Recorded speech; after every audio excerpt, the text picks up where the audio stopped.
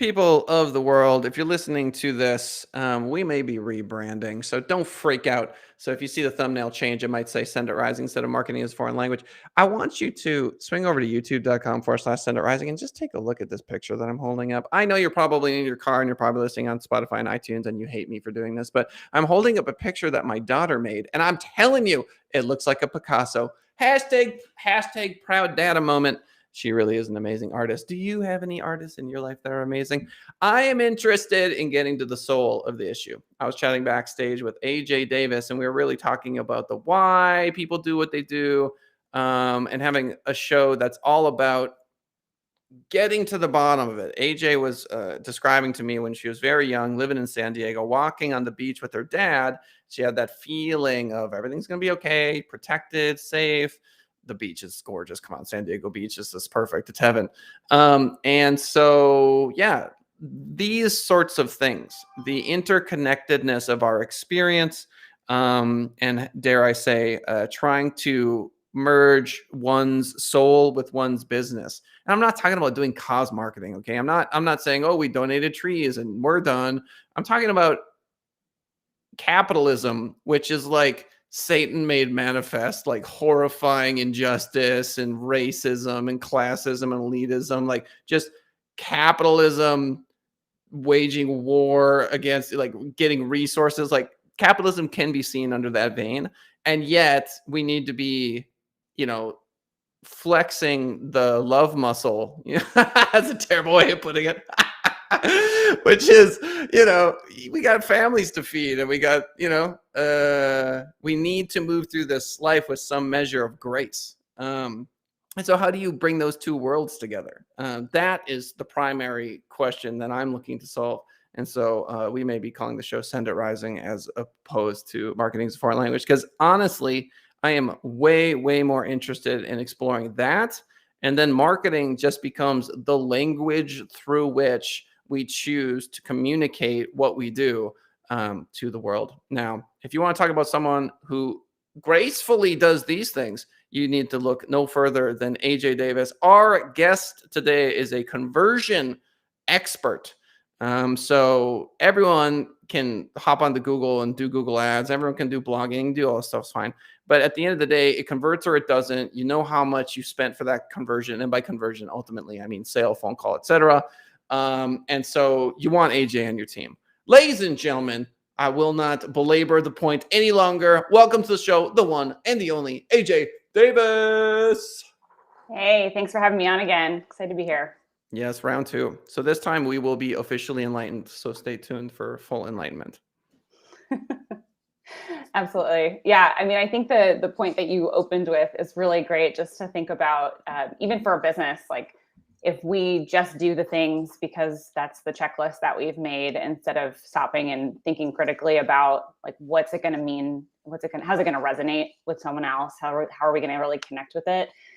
What's the broader context of that person and their world, right? We were talking about the specific example for when I need to get away. I go to the beach and suddenly I'm a 3-year-old again, and safe and comfortable and happy. And so we all have that. Our customers have that. The clients we work with have that, everything. And so the more we can see that whole picture, I think the better we can communicate and we can better connect with each other. To me, capitalism is an opportunity for us to be a society and for us to work together. And so we're all different pieces of that puzzle. And if we can have empathy and understand each other, it's going to be more successful. Yeah. It's like, okay, first of all, Kellen, you're a big hippie. Yes, I stand accused. You know what I mean? Like, fine. But I also happen to be a business owner. So explain that. So it's the yin yang of that sort of experience that I'm interested in finding a balance for. I think based on technological advancement, we're going to see a sort of Google review for social action thing happen. It hasn't happened yet, but that's my prediction. Right now, you want a plumber, you go to Google, they've got 4.9 stars. They've got one review. They've got 4. They couldn't possibly be that. They've got 6 reviews.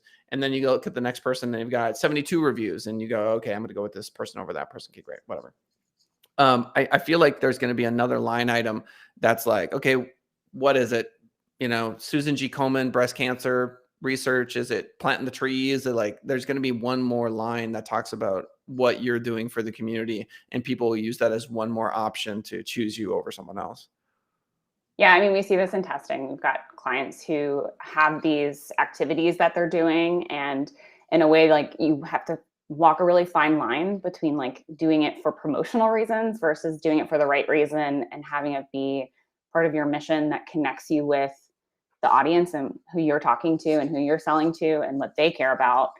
And that's kind of the really neat balance of what we get to do is we get to have these conversations about understanding how people might respond to it, whether it's kind of pandering to them or if it's really effective for them and it's something that they really care about and you're doing it right. And then also like, how do we kind of sprinkle that back in without it being the entirety of your message? An example is like, instead of just creating a part of your navigation that says, here's all the good stuff we do, and here's like blogs and blog pages of all the great stuff we do. Sometimes it's as simple as like, our products are vegan, or we care about, we plant a tree for every shoe we sell or something like that. And so minimal messages that are in the right places can be more impactful in reflecting the bigger thing your company's doing. So I could see that both like, yeah, you're right, like a Yelp for being able to compare different service providers and how do they operate in the world. But even within your audience, like what's the right amount to emphasize that is a really big question around conversion. That's a great question, because there is sort of I don't know how to describe it. Imagine a group of people in a room going, you know what? I really do think we should make it more of a focal point that we're planting trees, like this sort of really analytical conversion based. And that's fine to have those conversations. And those conversations are happening all the time, all over the place. Mm-hmm. Um, I feel like you've got Facebook that is such a multinational force that it is stronger than many small governments.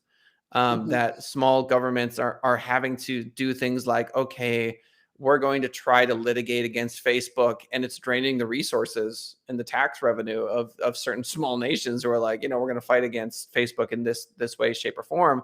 And then just if they make a change for Facebook, say in Australia, which was something that happened recently in regards to journalists being paid and et cetera, um, it sets a precedent, sort of, but then the other countries have to go and fight those battles too. And so we now have things like Bitcoin, which is decentralized currency, and we have decentralized multinational corporations, Mm-hmm.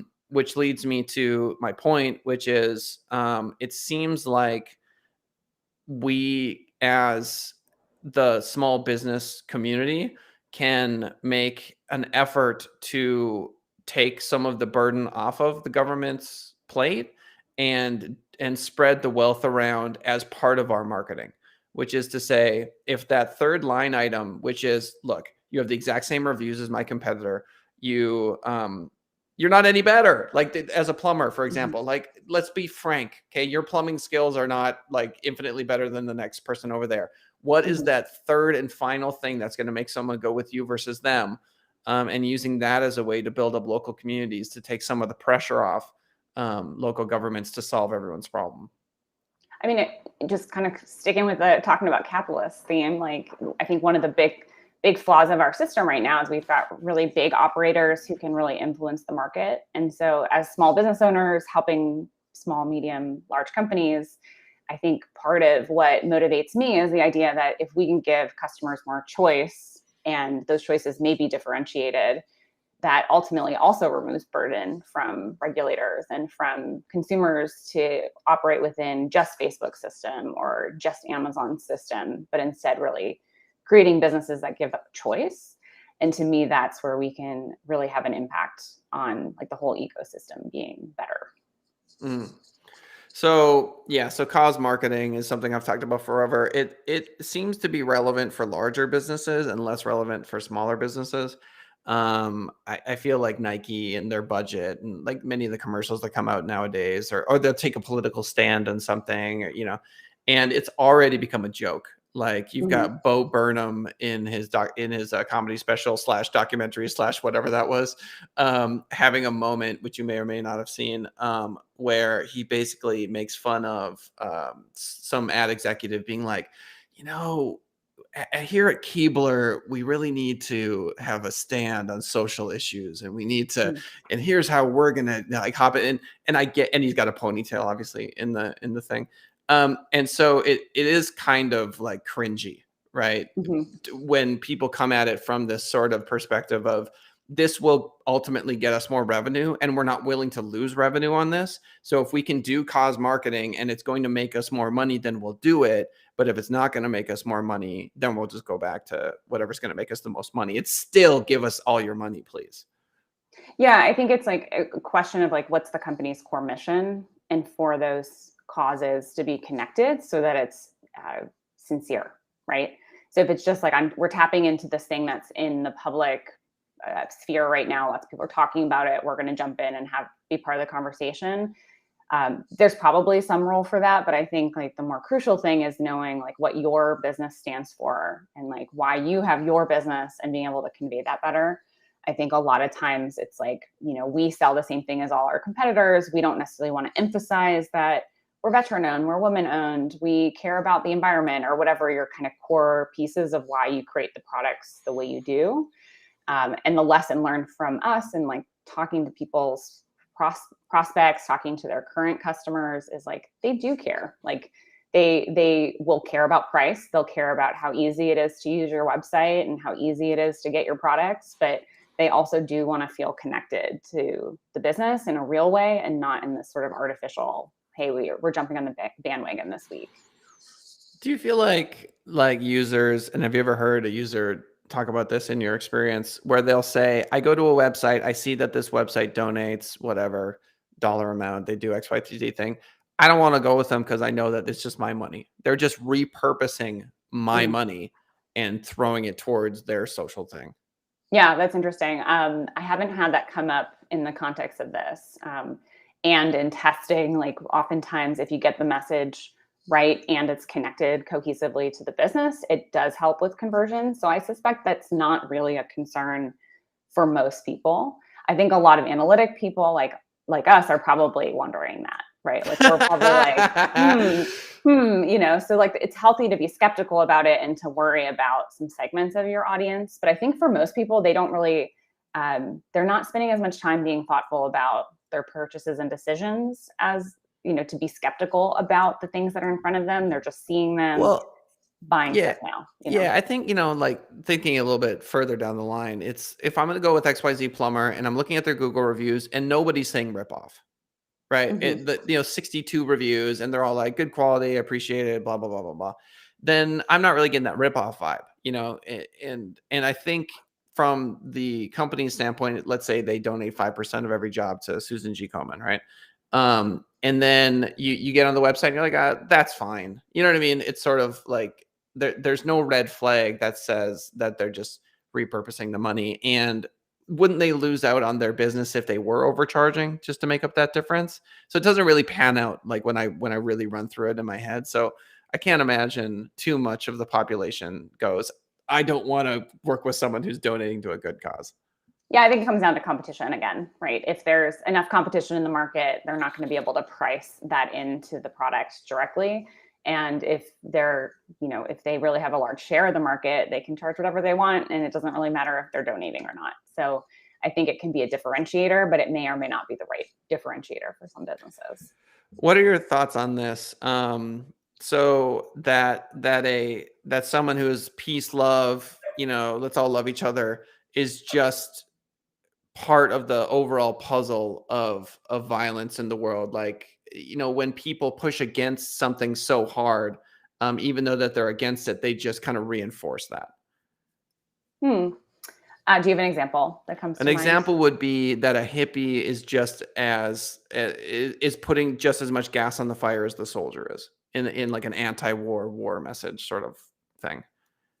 Yeah, I mean, I think there's just sort of this broader mental focus that we as society have on certain topics. And so, um, you know, by jumping on the bandwagon in your marketing, you're drawing attention to the same issue in the conversation, but you're also then moving on to other topics. And so that's where that consistency to me matters, is like, you are different if you're not just following the news cycle or the social media, like what's trending cycle, but instead you're able to be consistent in what change you're trying to make, or if you're using certain material, we've worked with clients where like their whole core business is taking some part of waste in the system and creating a new product from that.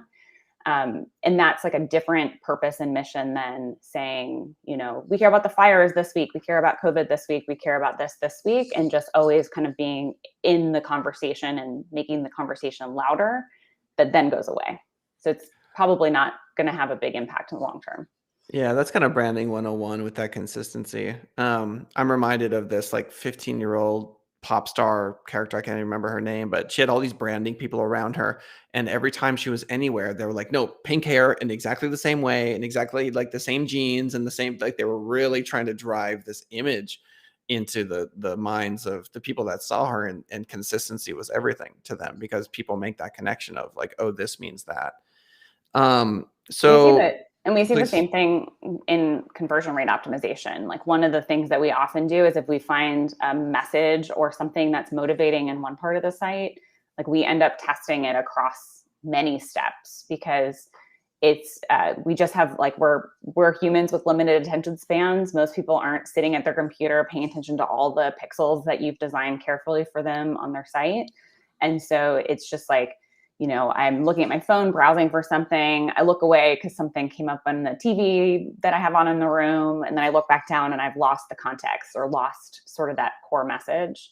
So I have yet to find a message where repeating it many times across the site becomes like in the way or too repetitive, as long as it's the right message. That is so interesting because this notion, it's so funny to me because I will be listening to someone and my mind will wander because it does every about 8 to 10 seconds. And then as I'm talking, for like my ego's like, no, their mind's not wandering. Like I could literally be having a wandering mind. We all did. This is the nature of being human. Like, and then, but for some reason, when my magical words are leaving my voice, all of a sudden, I don't think that people's minds, of course, their minds are wandering. This is just how it goes.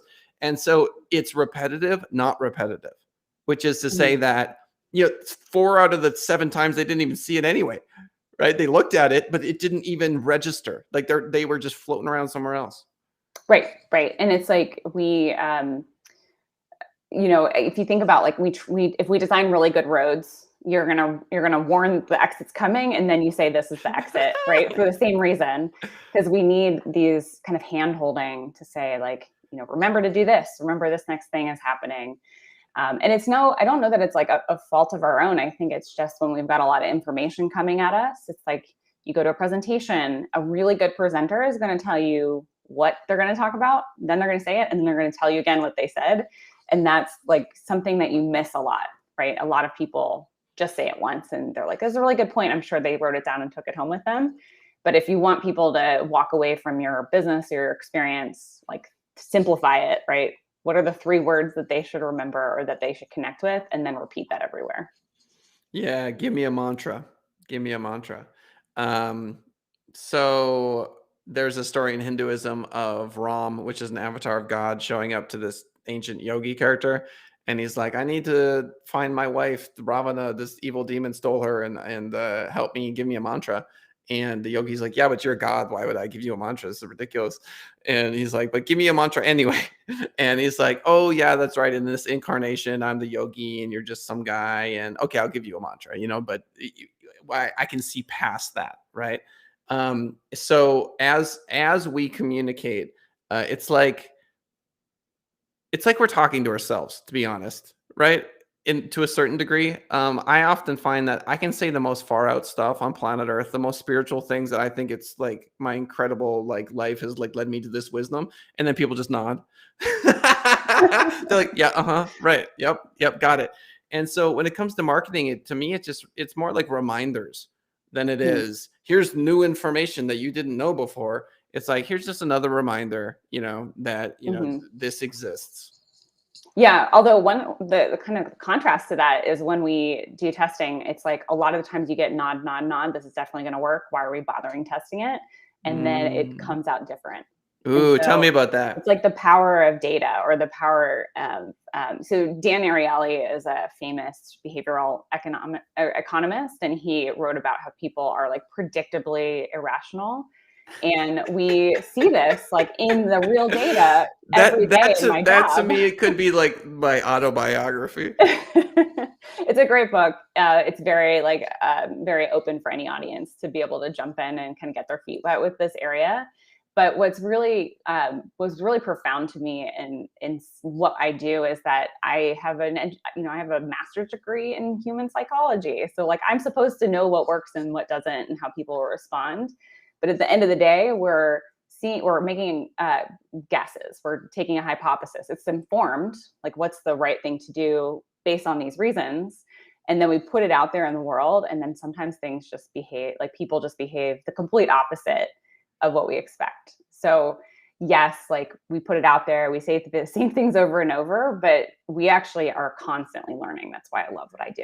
Because it's like, oh, why didn't that work here? It's like a new mystery to go unpack Oh and figure yeah, out. I mean, yeah, it's amazing.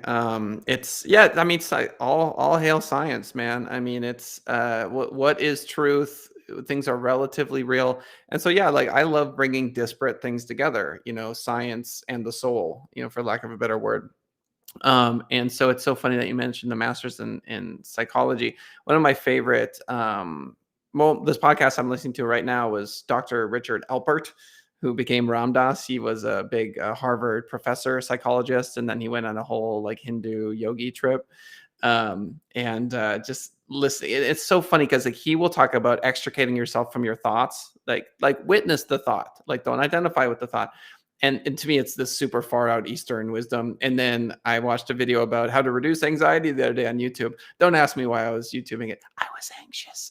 And there was this, like 20, no, not 20. It's probably like 34-year-old woman counselor saying the same stuff Ram Dass was saying, but just under the context of just this is absolutely practical, sort of like anti-anxiety meditation. Yeah. And it's wild that Um, it's the same. yeah, it's like the same, Mhm. like the bearded 80-year-old who like went to India and studied under the guru, saying the same thing that's like standard sort of like operating procedure with counseling nowadays. But it's Um, also like a best practice in the work we do too, right? So it's mm, like when we do interviews, it's like you have to both understand what they said, what the implications could be, and then you have to remove your own reactions to it so you don't influence the way that they're responding to your interview question. So it's like this multi-layer, like separate out which thoughts belong where, kind of keep things really organized, but also like be a blank slate that is constantly taking in the information and updating what we're doing, right? So it's mm. non-reactive, extreme reaction. Yeah, the path is filled with paradoxes. And for those that understand, no explanation is needed. For those that don't understand, no explanation suffices. Mm. So, we're supposed to talk about like holidays and stuff. We can do that some other time, but The yeah, I ol mean, the holidays, say that right? again. Let's talk Mhm. about the holidays, Christmas and Yeah. Thanksgiving. So backstage, we're chatting about everyone in go mode in September because school's back in session. So that's sort of a vibe. And then you get into October. October is still sort of like a go, go, go. But everyone knows Christmas. Like the second October's over, you're just gonna get hit. And do you think listening to stories that are supposed to be about like the resurrection of Christ and God incarnated on earth and some deep spiritual profundity, and buying your kid like petroleum objects in certain forms, via plastics, like isn't it just the wildest? Is this the wildest time to me? There's no question in there, by the way. No question. I didn't hear one. Yeah. Yeah, I not a one. I mean, for me, it's like it's sort of this intersection of consumerism. There's like pressure to give gifts, but there's also like a lot of joy in gifting. So like there's a Mm. lot of the psychology says that like by spending time thinking about someone else or giving a gift, you give more benefit to yourself than the person you're giving the gift to. So like strictly economic terms, you should just give Ooh. people cash, right? But we get our own sort of reward from being thoughtful about what we want to give someone. So I think like the challenge to people in general would be like don't feel pressure to buy gifts for everyone. Just give the ones that are going to have rewards. But I think that like rewards to you, like people that you want to give gifts to instead of the pressure. But I think it's like kind of a cool seasonality we create for ourselves as humans. Is it's like, the start of the year is this brand new start and we're thinking about everything. And then the end of the year is this sort of reflection, come back to the people hopefully you love and, spend some time with them and reflect. So I may not be as cynical about the holidays as you come across on it. Yeah, I am cynical, not cynical. Brad, dude, you're killing me. So Brad left a comment. He said, "I just buy my kids raw petroleum for Xmas." I meant to say plastic, but in a sort of a funny way. Plastic in multiple forms. But no, Brad's so funny. So yeah, so am I cynical about it? A little bit. A little bit I am. But the whole gift giving concept, isn't that funny? Because I can just see someone going, "Oh, that is the secret to happiness. I'll just keep giving and that'll make me happy." Like that's, and clinging to that sort of idea. But when it comes to marketing, I mean, everybody knows that, you're going to get just inundated. Prices skyrocket after Halloween for all the Christmas stuff. And, for better or for worse, it's just, people are going to spend a lot of money. And you got like Jeff Bezos and Amazon. And I don't know, how do you compete with them? I don't get it. Like on the gift front, I mean, maybe Walmart, isn't that funny? It's like, it's still just like two people, and then I don't know, like how much market share do you think they have? And then if you're like some fudge lady in Wisconsin who's selling like custom fudge, like that's your peak season too, but how do like why would someone go with them and not like Amazon and Walmart? I mean, people are making that change, right? They're looking for, just like we started, like the story behind the product. And I think one of the things we try to help our customers with is like where they have parity with Amazon or Walmart, being able to emphasize that, like, we do free shipping too, we have free returns. And if they don't have those things, then making sure that other parts of the story that are compelling are there. Everyone gets more traffic, everyone gets more revenue, but you still have to like outperform within your segment, within the product line that you're purchasing or you're selling. One of the things with holiday that we have done a lot over the last few years is really thinking about like who the gift giver is, as opposed to who's your normal customer. And then a lot of companies will create like a gift guide to kind of help say, hey, your wife loves yoga, and here's the line of like clothes we sell around this. Here's how you can buy gifts for her, right? So this sort of assisting with a very specific lens. But what's really a gap, I think, for a lot of businesses is they're not thinking about like multiple user personas that come to their store or their business only this time of year, and asking the questions, getting to know those people, understanding how their decision making is going to be different, and also like the noise of the season. Like you're in competition with a lot more people at that time of year, where it can be more driven by sales, but it doesn't have to be. Yeah, I love that idea of multiple personas. I could see multiple Facebook campaigns geared towards different landing pages, and they all serve a particular sort of person, demographic, etc. Is that sort of the work you do? You look at the Facebook ad itself, you look at the landing page, you analyze all the data, bounce rate, all that Yeah, stuff, and so tweak? we don't drive any traffic to the site. We let other people do that work. And the work that we own is like once somebody is a visitor on your store, on your website, we help figure out all the pieces they need to have in place, from a messaging perspective, from the user experience, from the placement of different elements, to convert them from a visitor to a customer. Okay, so you need to know who it is though, right? You need to know that this is coming in from Facebook, and do you get a sense of the ad that's driving them there? Can you get that data too when you make We, your we assessment, or do can. you? We generally find the highest return on the work we do to be thinking about the group holistically. So generally there's going to be some attributes that are true for your customer set, whether they learned about you on Facebook, whether they learned about you on a Google search, Oh, whether I they learned about see. you through a friend. Sort of the So they're, community. yeah, so it's like what are the underlying behaviors and values and demographics for your audience, so that you can put forth the best experience so that they can figure out what your business is all about and become a customer. And you'll go all the way to like, you know what, we should really start at like the top of the funnel. We should be asking for an email here as opposed to going for the sale, or this is the page where the phone number should be 6 times bigger, and you know, we really want them to call here, and here's the call to action as to why they should call, that sort of stuff.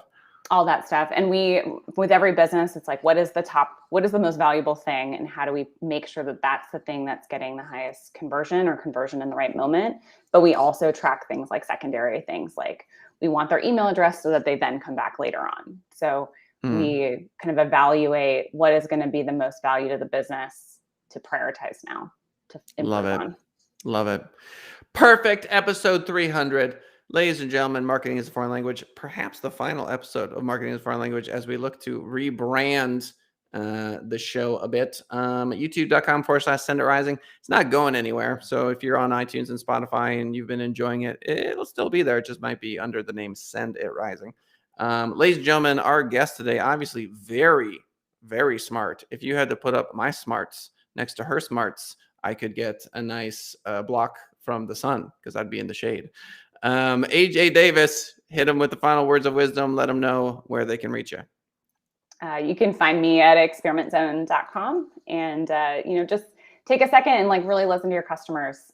Find a reason to give them a call. Really have a one-on-one conversation with people. That is where you're going to learn what drives them, what motivates them. I'm always surprised at how many companies forget to do that. So that is my final word of wisdom. Go find 5 customers this week and talk to them.